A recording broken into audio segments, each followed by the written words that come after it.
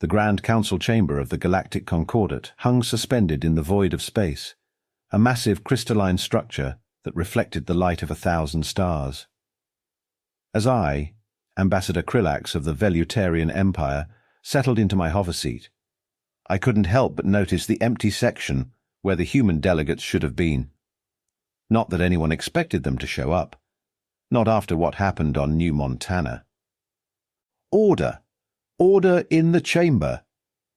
High Chancellor Vexitor's voice boomed through the cavernous space, his forearms raised in what we'd all come to recognize as a gesture of authority. "We are gathered here to discuss the incident involving the human response to the Drachnid operation."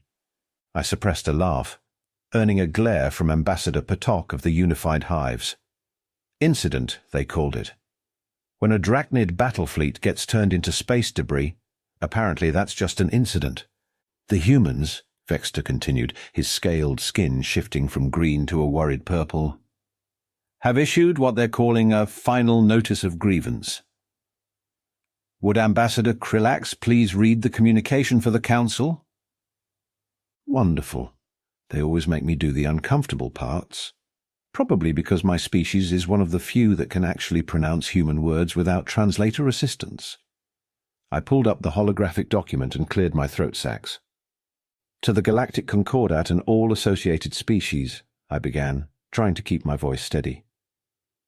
"For 300 standard cycles, humanity has participated in good faith within your governmental framework. We have endured trade restrictions that crippled our outer colonies. We have watched as you carved up our expansion zones. We have suffered your protective scientific oversight that has held back our research and development." The chamber erupted in murmurs. I raised my voice.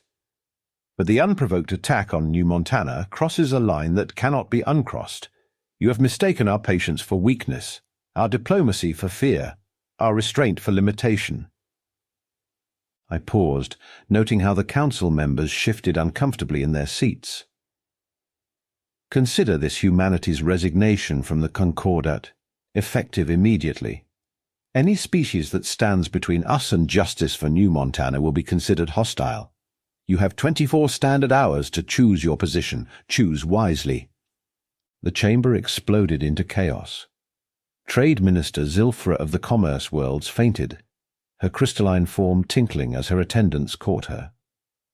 The Hive representatives began their agitated clicking, and through it all, High Chancellor Vexitor just sat there, all 4 hands clasped together, his scales now a sickly white.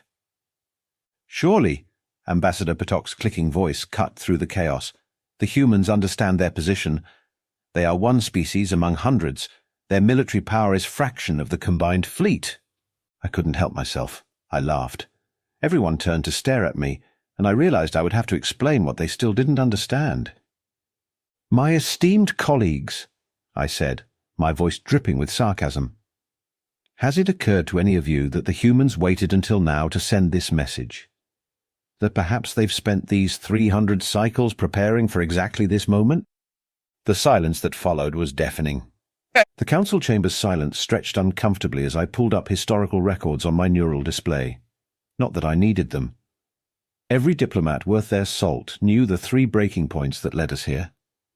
We just chose to ignore them, like fools dancing on the edge of a neutron star. "Perhaps," I suggested, standing up from my hover seat, "we should review how we arrived at this catastrophic moment, starting with the Perseus embargo?" High Chancellor Vexitor nodded wearily. Even he couldn't deny the stupidity of that particular decision. Officially, the embargo was meant to protect developing species in the Perseus Arm from, quote, "aggressive human economic practices." In reality, it was the Commerce Worlds protecting their monopoly on quantum crystalline computing. The humans submitted 17 separate proposals to modify the embargo, I continued, watching my colleagues squirm. Each one more reasonable than the last. But no, Trade Minister Zilfra and her precious Commerce Worlds needed their profit margins. A harsh laugh escaped my throat sacs. Then came the mass starvation on New Montana, New Texas, and 5 other human colonies cut off from their supply lines. The humans requested emergency aid. We voted no. They requested temporary exemptions. We voted no. They requested permission to relocate their citizens. We voted no. Ambassador Patok clicked his mandibles irritably. The law must be upheld. The law? I cut him off. Let's talk about the Beta Carina incident then, when the combined fleet declared human expansion zones as protected sanctuaries for space-dwelling lithoids. Strange how those same lithoids were cleared out 5 cycles later for Drachnid colony ships. The Drachnid representative, Supreme Commander Raksutil, rose from his seat, bioluminescent patches flaring. Those accusations were never proven. Oh, sit down, Raksutil, I snapped.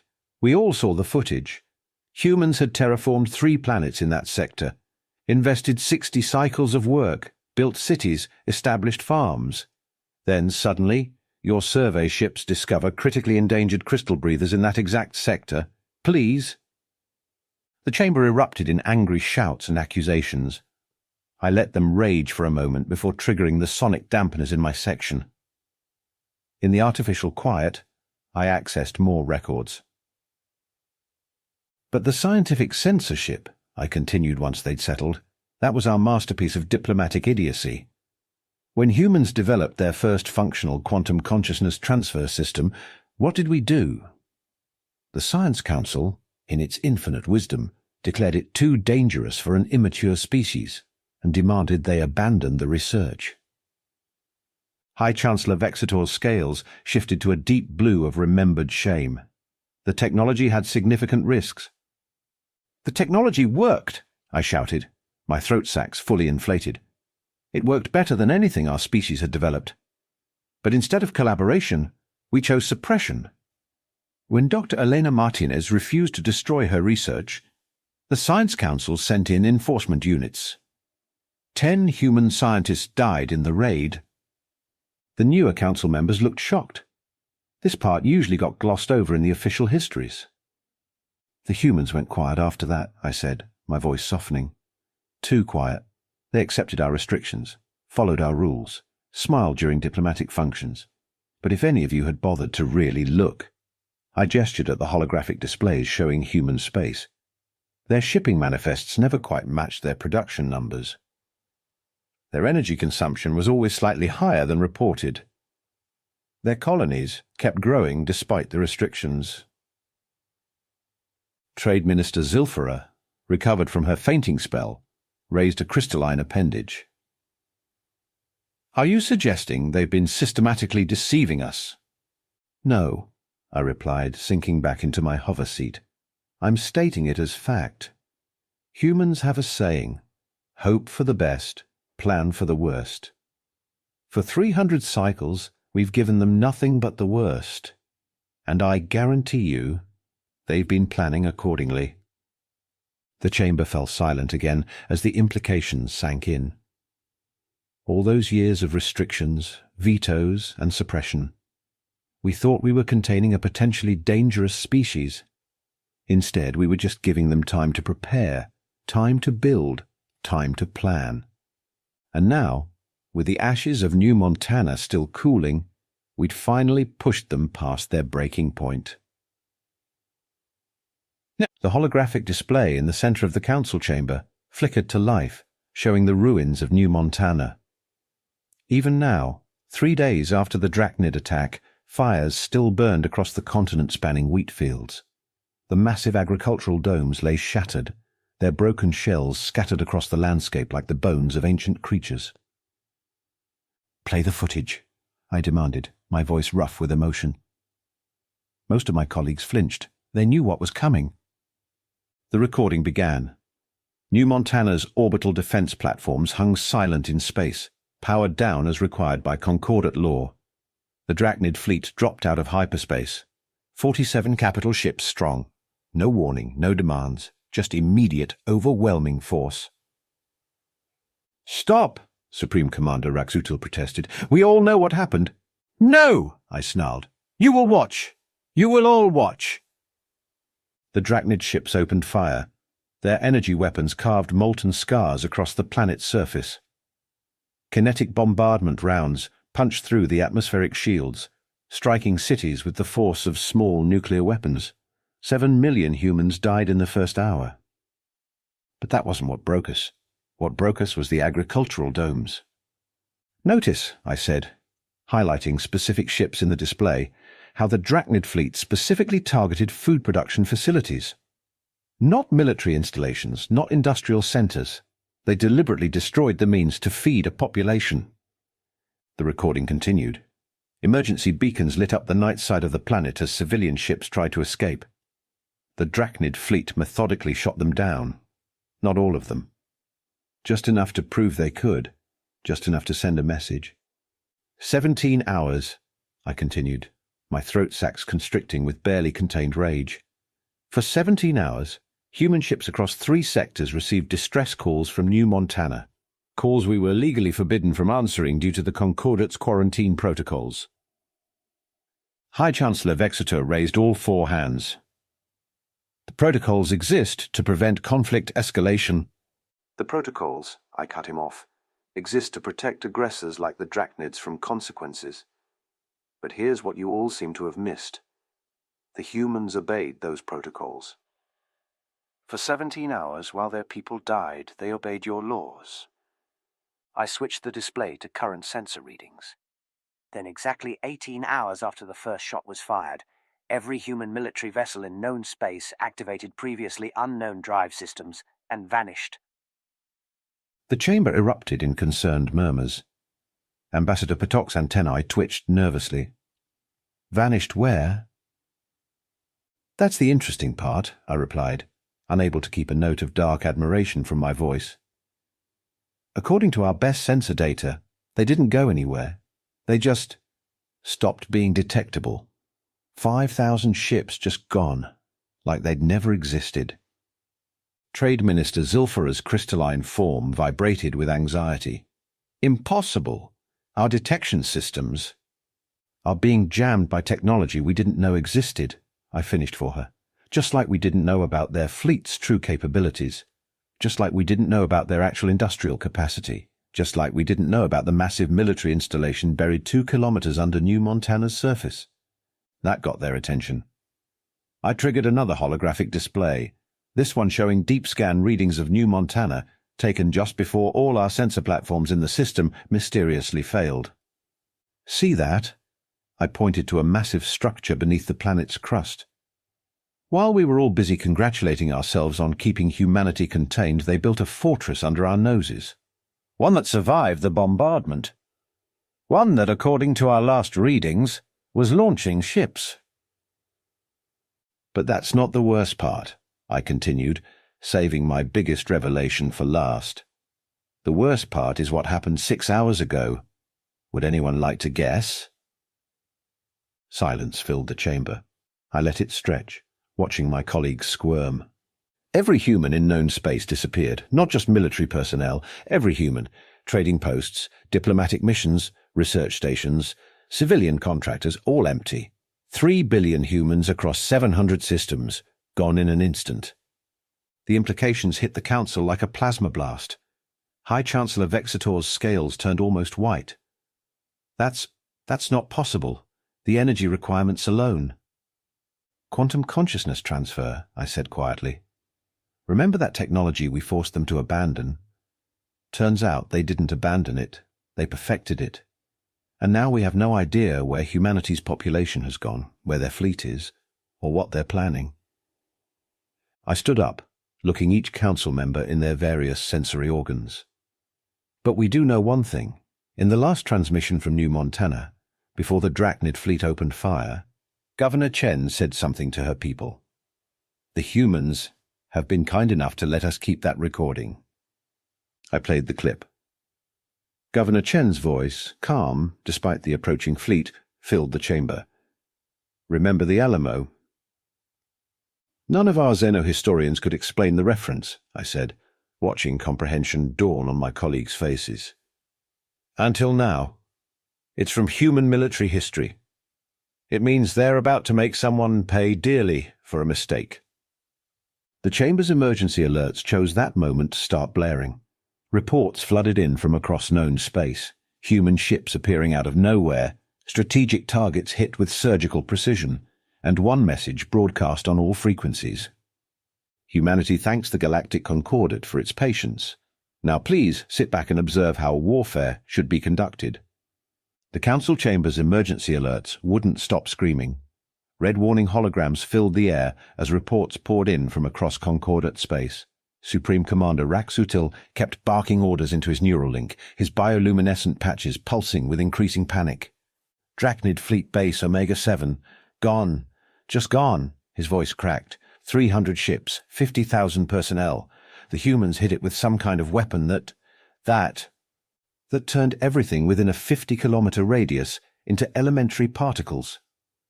I finished for him, checking my own updates. Yes, they call it the Manhattan Protocol. Apparently they've had that particular surprise waiting for 3 decades. The Drachnid commander's facial tentacles writhed in distress. But our shields can't stop a weapon that changes the fundamental forces holding matter together, I interrupted, not bothering to hide my satisfaction. Really makes you wonder what else they developed while pretending to follow our technology restrictions, doesn't it? High Chancellor Vexitor's scales had turned an interesting shade of grey I'd never seen before. The combined fleet is mobilizing. We have numerical superiority. We have... A new alert cut him off. The massive holographic display showed the Drachnid home system, or rather what was left of it, the mighty defense ring of 50,000 automated weapons platforms, now floating debris. The supposedly impregnable planetary shield, disabled by a computer virus that somehow bypassed every security measure. "Oh, look," I commented dryly. "Humanity remembered your tricks from the Beta Carina incident. How thoughtful of them to return the favor." Ambassador Potok's mandibles clacked rapidly. "But the human fleet can't possibly. They don't have the numbers to be everywhere at once." I brought up another tactical display. "They don't need to be. See these patterns? Classic human military doctrine.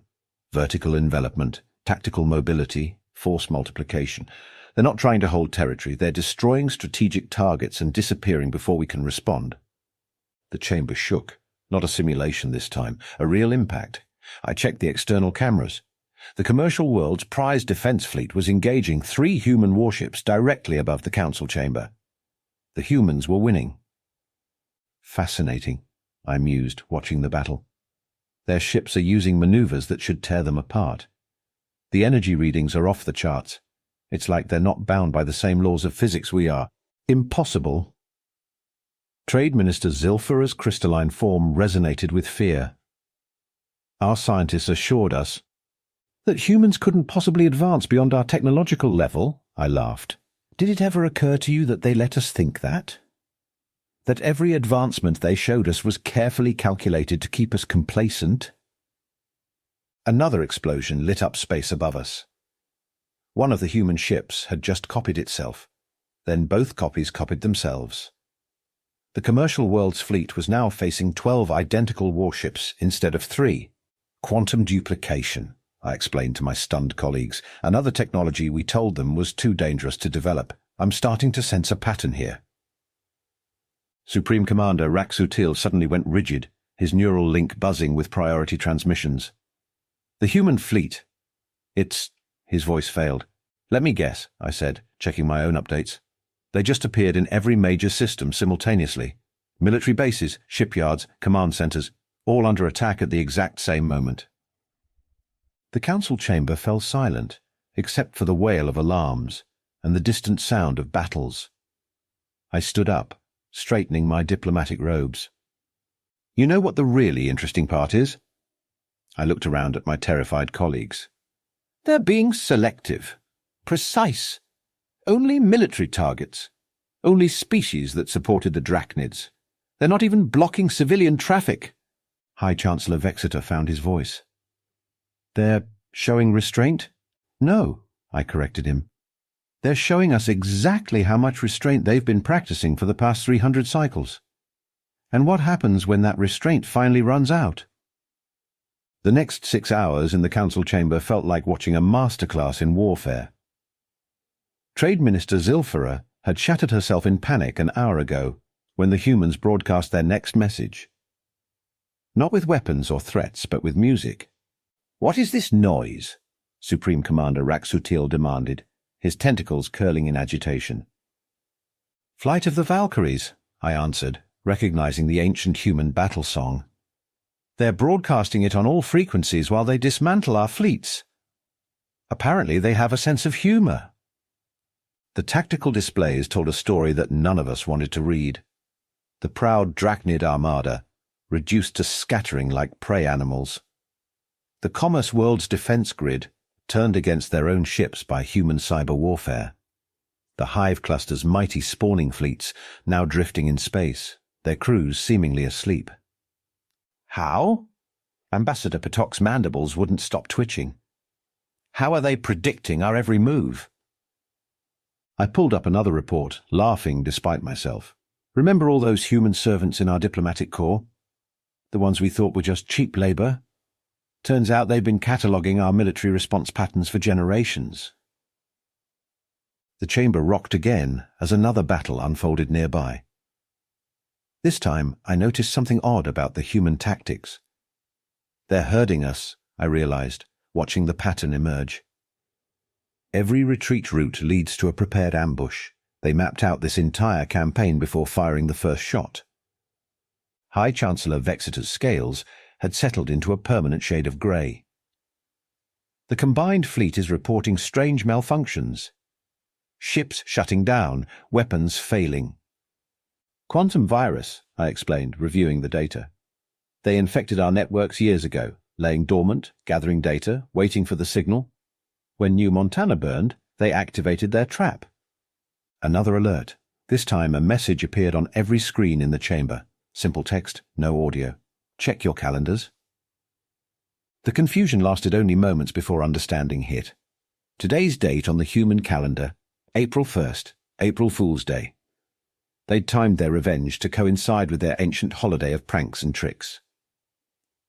"These humans," Raxutil muttered, "they turned war into theatre." "No," I corrected him. "They turned your slaughter of their people into a lesson. Look at the battle footage. Every human ship broadcasts their target's crimes before attacking. They're not just winning, they're documenting their justice." The displays showed more human ships appearing from nowhere, using tactics that defied conventional physics.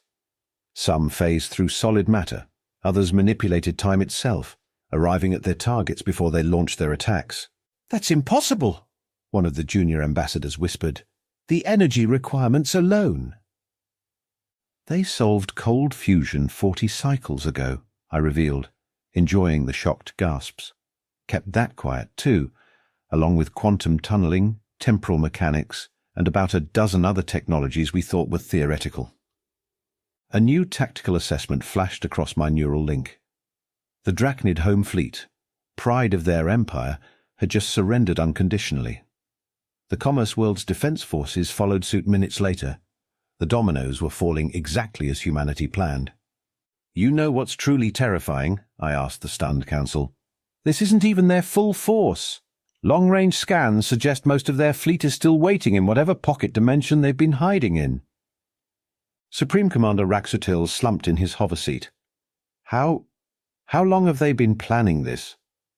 "Since the first trade restriction," I said quietly. "Every insult, every restriction, every diplomatic slight. They remembered them all, built their response one piece at a time, created redundancies we never imagined." The chamber's main screen lit up with a new message from the human fleet. This time accompanied by another Earth song, something called the Imperial March. "We're not going to win this, are we?" High Chancellor Vexeter asked, his voice barely a whisper. "Win?" I shook my head. "Chancellor, we lost this war 300 cycles ago. We just didn't know it until today." 1 month after what humans now call April Fool's War, I stood in the rebuilt council chamber. The changes were impossible to miss. The Drachnid seats sat empty, their empire now under human oversight. The Commerce World section had been reduced to a single chair, and in the centre, where the High Chancellor's platform once floated, stood a simple wooden podium. Admiral Maya Rodriguez stepped up to that podium, her dress uniform gleaming under the starlight. No weapons, no guards, just quiet confidence. "The terms are non-negotiable," she announced, her voice carrying that peculiar human mix of warmth and steel. "But they are, we think, fair." I watched my fellow ambassadors as she outlined humanity's demands. No more technology restrictions, no more artificial trade barriers, no more interference with human expansion. Simple terms that would have prevented this whole disaster if we'd offered them 3 centuries ago. "You're not demanding reparations?" Trade Minister Zilfra asked, her crystalline form still showing stress fractures from her earlier shattering. Admiral Rodriguez smiled. Not the diplomatic smile we were used to from humans, a real one. "Your functioning economies serve our interests better than your bankrupted ones. We're not here for revenge. We're here for change." Supreme Commander Raxutil, now the last of the Drachnid High Command, raised his tentacles. "And our military forces?" "Will be limited to defensive capabilities only," Rodriguez replied.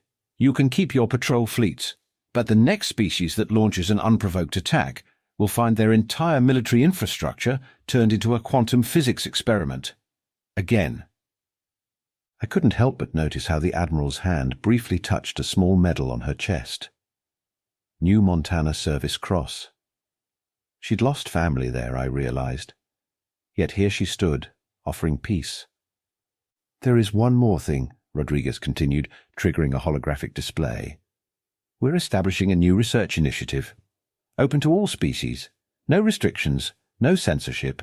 Pure science, pure cooperation." The chamber buzzed with surprised murmurs. High Chancellor Vexator's scales shifted to a cautious green. "You would share your advanced technology?" "Share? No." Rodriguez shook her head. "We're offering you the chance to develop it yourselves, with guidance. Think of it as a galactic scholarship program." I understood then what humanity had planned. They weren't creating an empire. They were building a school. "The universe is bigger than our petty power games," Rodriguez continued. "There are threats out there that will require all of us working together. Real threats, the kind that make our recent unpleasantness look like a children's game." She gestured to the stars visible through the chamber's crystal walls. "Humanity didn't develop all this technology just to win a war. We developed it because we looked into the dark between stars and saw things coming, things that should scare you a lot more than we do." The chamber fell silent. I noticed how every ambassador suddenly found themselves staring into space, wondering what humanity had seen out there that drove them to such lengths. "So," Rodriguez concluded, "you have a choice. Join us in preparing for the real fight or stay locked in your comfortable ignorance. But understand this. We won't let anyone hold back progress anymore. The universe doesn't care about our politics or our pride. It only respects preparation and unity." As the Admiral stepped down from the podium, I couldn't help but laugh. My colleagues turned to stare at me. 300 cycles, I explained, wiping moisture from my throat sacs. We spent 300 cycles trying to contain humanity because we feared what they might become. And in doing so, we forced them to become exactly what we feared, but better than we imagined. Admiral Rodriguez paused on her way out. "You know, Ambassador Krillax, there's an old human saying, 'Be careful what you wish for. You might get it.'" "And what did we wish for?" I asked. She smiled that terrifyingly genuine smile again. "You wished for humanity to learn its place in the galaxy. We did. Turns out that place is at the front of the class, teaching the rest of you how to survive what's coming." As she left, I looked around at my fellow ambassadors and saw the same realization on all their faces. We had tried to play teachers to humanity, never realizing we were the ones who needed schooling. The stars seemed a little darker that day, but for the first time in centuries, we weren't facing that darkness alone.